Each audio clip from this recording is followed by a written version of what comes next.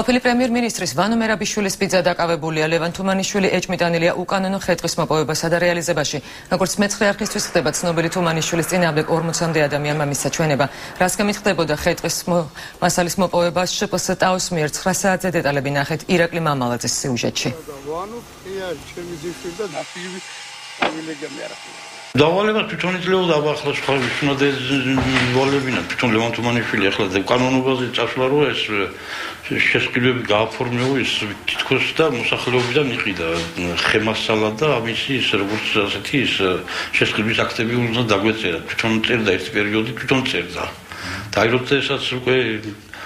მე დამავალა შენ გააგზავნე წერაო იმის მერე უკვე აღარ მინდოდა მართლამჯერად იმ ორგანიზაციაში გაჩერება კი ხვდებოდი რომ ეს არ იყო მიზანშეწონილი და არ იყო კანონიერი და იმით დავაპირე კიდეც წასვლა უნდა გამოგვეტანა სიტყვაზე 10 კუბური მეტრი გამოგქონდა 15 სიგეთათაც ეს იყო ლევან სტეფანიჩის დავალება იყო რომ გავაკეთებია ეგრე და მოქონდა ეგრე